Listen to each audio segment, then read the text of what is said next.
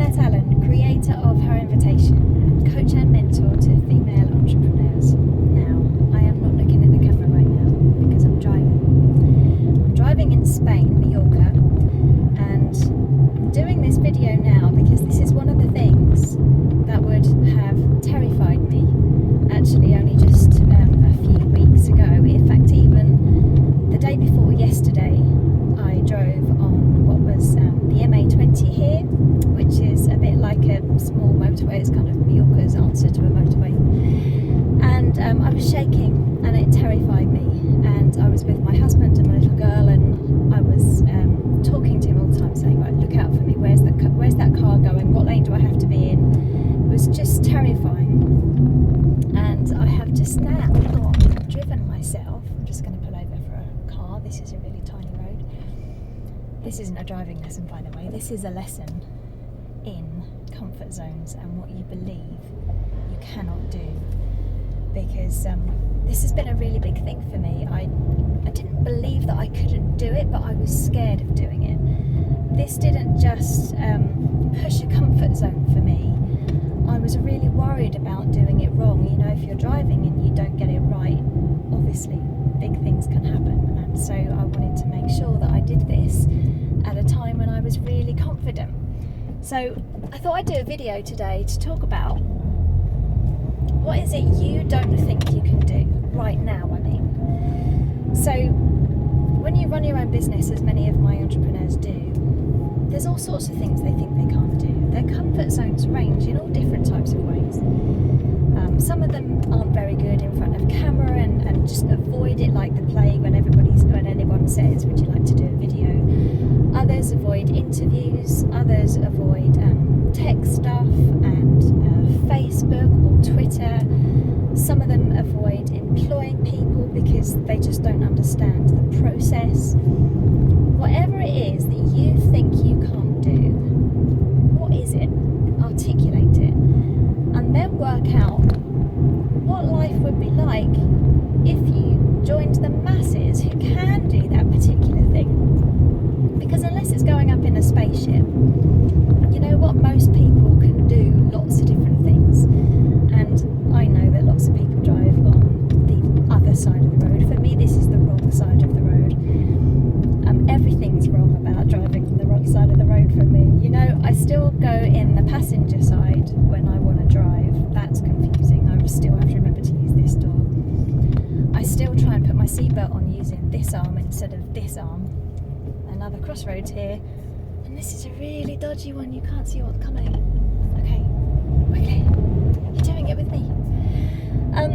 The gear sticks on the other side, you know, everything about this was kind of topsy-turvy. You join slip roads and motorways from the other way. You come off them the other way. It's just such a mind-blowing thing for me.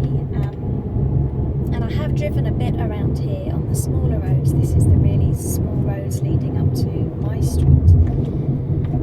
And I have done that, but the thought of going into Palma, the city that I've done today, completely on my own, was just something I was just putting off and letting my husband do all the driving. So I wanted you to know that, you know, just because you have a comfort zone that you're scared of doing something, it doesn't matter what it is. The point is we all have them, and we might look really good on Facebook, or we'll have this thing that we can do, we'll be good on video, as I tend to like doing videos. But you know, everybody has their point, and driving abroad, this was my point. And I've done it today, and I'm so flipping chuffed. And now the point is, it's going to give me all the freedom I need to be able to go anywhere in this island and take my little girl to the beach and all sorts of things. But I wanted to talk to you about what I did to the lead up to it, because what I didn't do was just get in the car and drive.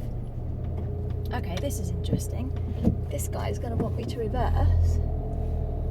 And it's really narrow. I'm going to make him do the rest, I think. He's coming. The other side of this road is a drop. He's Spanish. I don't think he's very happy that I haven't reversed all the way up the road, but I'm not doing that. I'm quite confident with that, yeah. Anyway. So I broke this thing down because it was such a big thing in my head, and every time my husband said, right, come on, you drive. No, I'm not doing it. So how did I break it down? Well, I knew what I needed to do to make it feel comfortable. I wanted to be a passenger for quite a long time. But as a passenger, we don't usually look at the road in the same way that a driver does.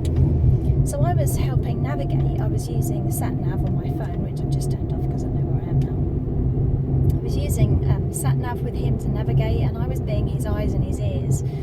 So I was saying, right, you want to be in the right-hand lane, the left-hand lane. The point is, I was kind of doing it in my head before I tried doing it in practice. I knew I wanted a car of my own to drive so that I felt I could get in it when I was ready to do it, and I could have little practice runs in the smaller roads like this around my house. This is where it gets really bumpy.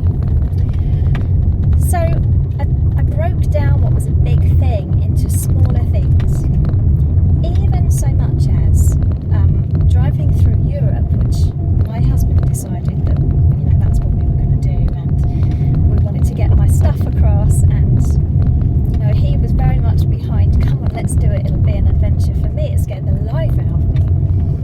But I said to him, I'm going to share some of the driving, I'll absolutely do some. I don't know when, but I will do some.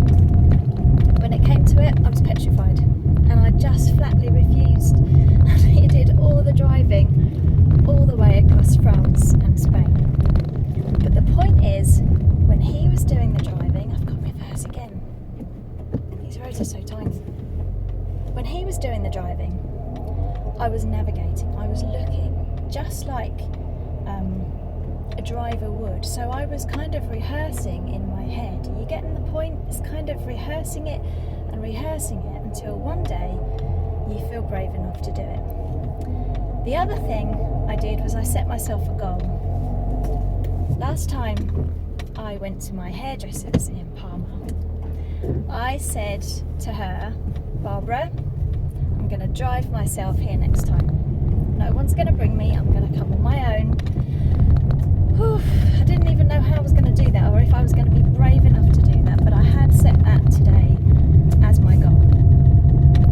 So when we got back from our drive across Europe and picked up a hire car, I'm getting closer and closer and closer today, which is doing what I said I was going to do. I've got used to sat-nav on my phone as well, which is another tool that can